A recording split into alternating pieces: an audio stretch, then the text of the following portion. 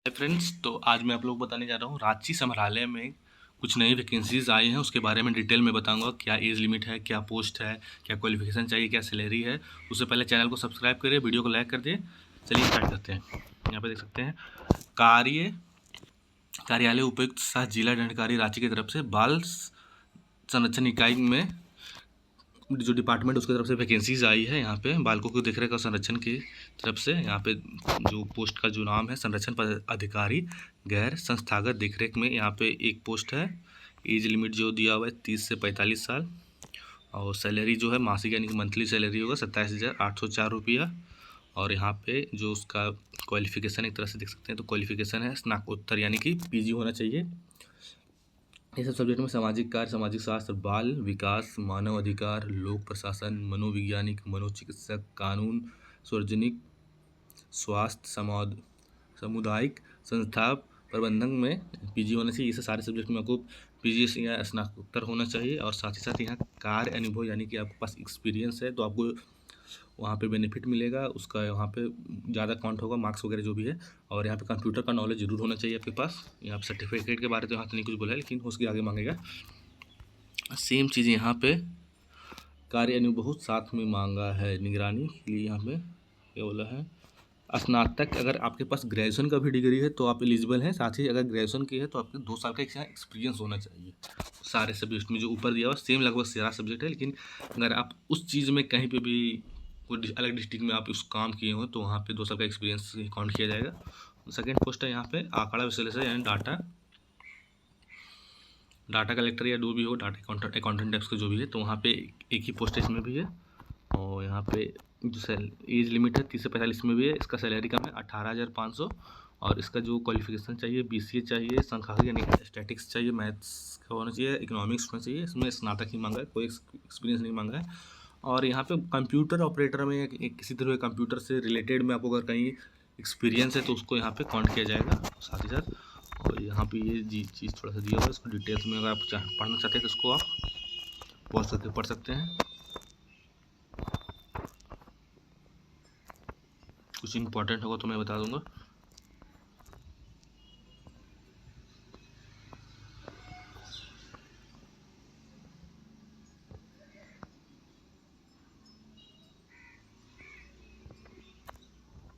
देखिए यहाँ लिखा हुआ है एक आदमी 2 पोस्ट के लिए अप्लाई कर सकता है, उसके लिए एलिजिबल है। चौथा नंबर पॉइंट में। और यहाँ पे कुछ और पॉइंट लिखकर दिया होगा।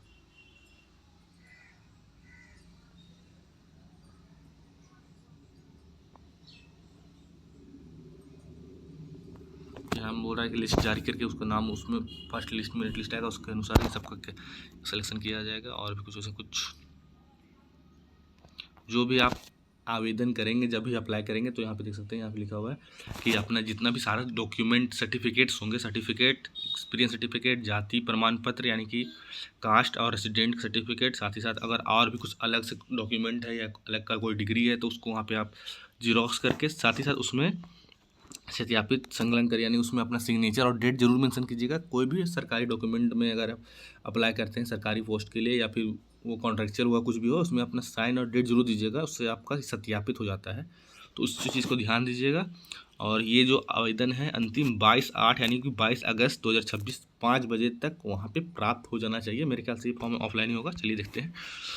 आवेदन लिफाफे के ऊपर आवेदित कराओ। देखिए यहाँ पे लिखा हुआ है जो ऑफलाइन ही होगा। यहाँ पे लिफाफा के ऊपर अपना नाम और पदनाम जरूर लिखिएगा। जो कोर्ट वाला में अगर कोई को भरे होंगे तो याद होगा, या तो उसमें दिया जाता है। तो वहाँ पे जो पदनाम ऊपर में ही लिख दीजिएगा और अपना एड्रेस लिख दीजिएगा।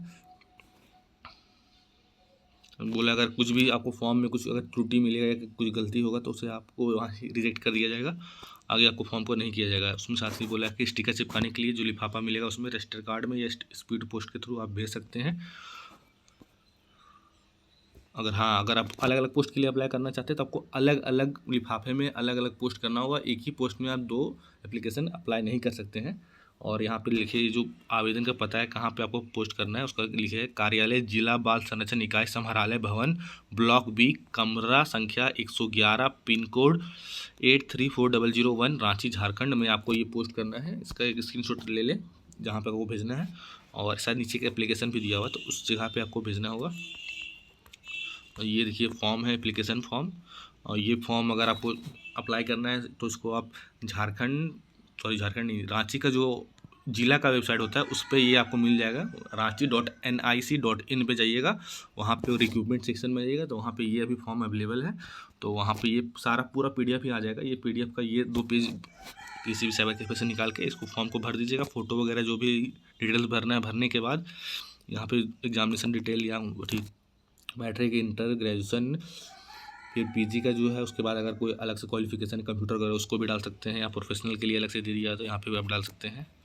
और कहाँ काम किए, वर्क एक्सपीरियंस के बारे में भी यहाँ दिया हुआ है, क्या किया है उसके बारे में उसको डिटेल भर के, साथ ही साथ 1-2 फ़ोटो एक्स्ट्रा दे के, और जितने भी सारे डॉक्यूमेंट्स है, डॉक्यूमेंट्स में आधार कार्ड वगैरह भी ऐड कर लीजिएगा। सब में सिग्नेचर और डेट ज़रूर मेंशन कीजिएगा। उसके बाद उसको इस पते पे भेज दीजिएगा। जो लास्ट डेट है 22 तारीख है, याद रखिएगा। उससे पहले ही कर दीजिए 5 बजे, लेकिन भेजने में भी टाइम लगता है। जिस दिन आप कीजिएगा उसके 1-2 दिन बाद जाए तो 20 तारीख से पहले ही आप इसे अप्लाई कर दीजिए। तो यहाँ तक वीडियो को देखने के लिए धन्यवाद। चैनल को सब्सक्राइब कीजिए। Thank you.